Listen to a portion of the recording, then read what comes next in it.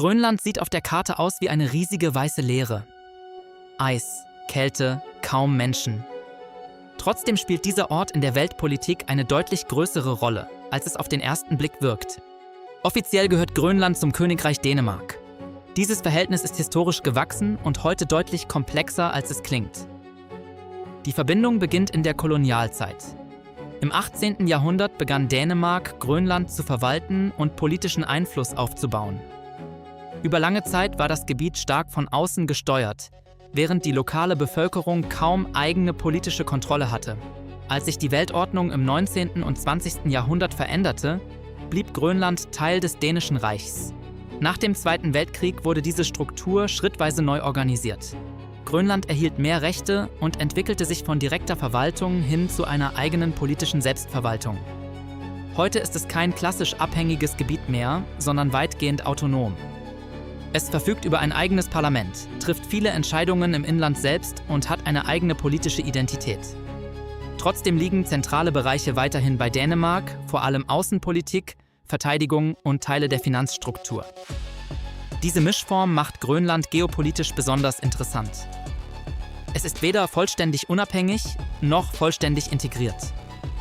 Unter dieser politischen Ebene liegt eine zweite Dimension, die das internationale Interesse verstärkt.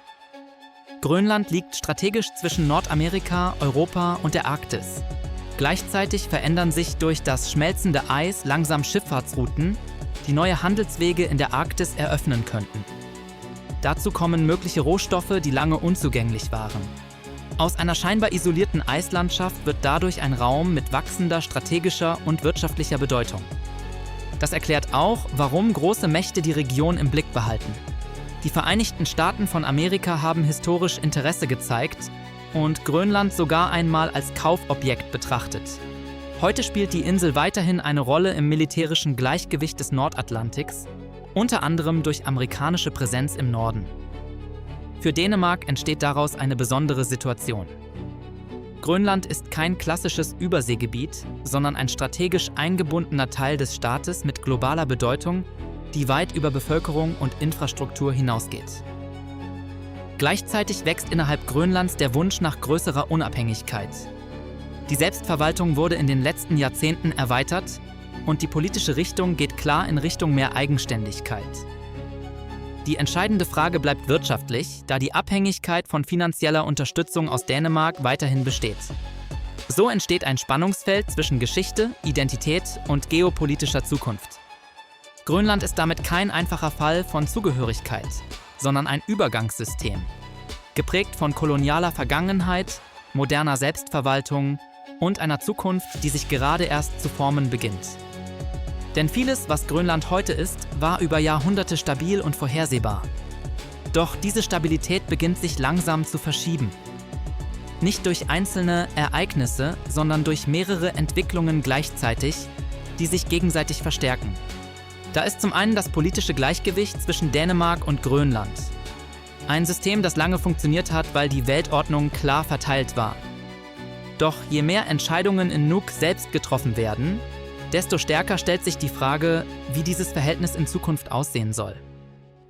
Gleichzeitig verändert sich die geografische Bedeutung der Region. Das arktische Eis, das Grönland lange isoliert hat, zieht sich Stück für Stück zurück. Neue Seewege entstehen dort, wo früher unpassierbare Flächen waren. Strecken zwischen Kontinenten könnten kürzer werden und damit wirtschaftlich interessanter. Und unter der Oberfläche bleibt ein weiterer Faktor: Ressourcen, die bisher kaum zugänglich waren.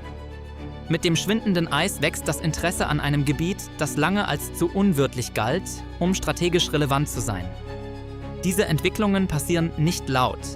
Es gibt keine offenen Konflikte, keine sichtbaren Umbrüche im Alltag, aber im Hintergrund verschiebt sich die Bedeutung der Region langsam in eine neue Richtung. Grönland wird dadurch zu einem Raum, in dem Vergangenheit, Gegenwart und Zukunft gleichzeitig aufeinandertreffen. Ein Ort, der historisch geprägt ist, politisch im Wandel steht und geografisch an Bedeutung gewinnt, ohne dass sich das Leben dort von heute auf morgen radikal verändert. Und daraus ergibt sich eine offene Frage, die immer stärker in den Mittelpunkt rückt. Bleibt Grönland ein ruhiger Rand der Welt oder entwickelt es sich zu einem der strategisch wichtigsten Räume des 21. Jahrhunderts?